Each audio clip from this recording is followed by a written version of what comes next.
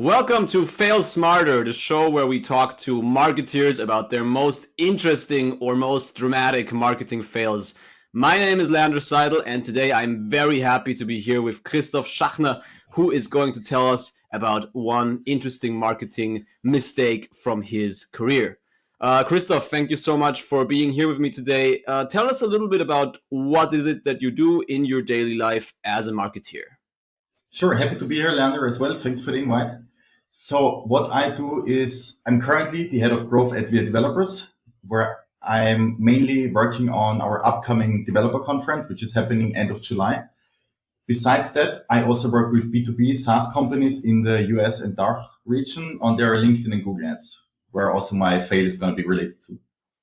Nice, yes, So, and I think that, in general you're a big expert on a lot of like LinkedIn topics, a lot of LinkedIn content, right? That's one of your core strengths, I would say. yeah, exactly. So I've used LinkedIn a lot in the past couple of years. I've produced a lot of content on LinkedIn as well. I've stopped producing content and I'm now helping clients with their content strategy because I have some experience in that one, but also with their LinkedIn ads. So this is also where I've started working with a client, and this is where my fail relates to. Is I've started working with a client who wanted to use lead generation for their sales tool, which helps companies get notified whenever a new company matches their ICP criteria. So that's their value proposition, right?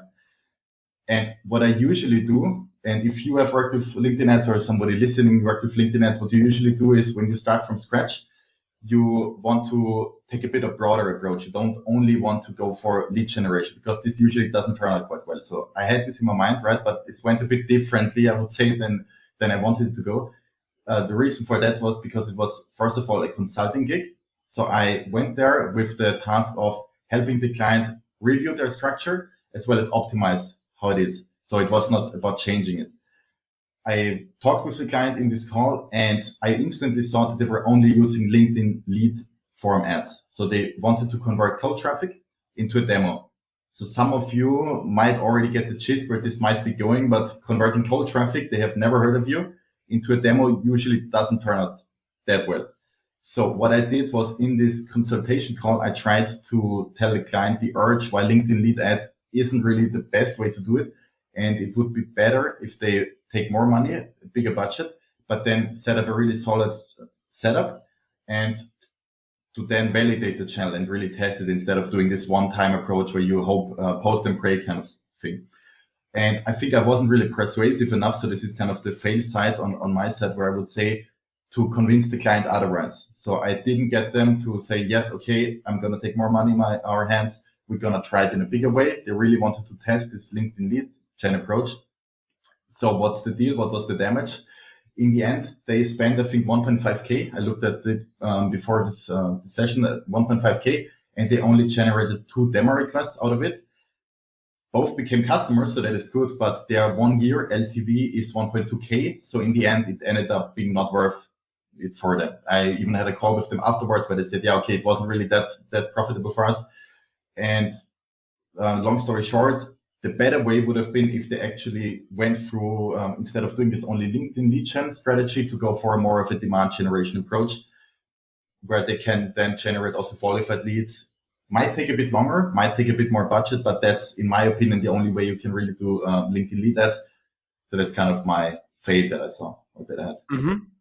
Great, thanks. That always also gives some lesson learned that I guess a main thing is to build a proper funnel and not put just the lead form without any warming up. Can you maybe give us one or two examples what type of tactic you could use on a kind of top of funnel demand generation type of content on LinkedIn? What would be like your favorite best practice there? Sure. So 2 examples is I'm always building the funnel based on the stages of awareness. So that's one step before. Always think of the stages of awareness. Where is your audience? Where do you want to capture them? And how do you best do that? What type of content? And it's going to depend on what product you offer. But let's say if you're a SaaS company, what you should be offering in the content is what the product does, not only feature wise, but kind of the benefits, right? Like maybe you've heard of jobs to be done framework.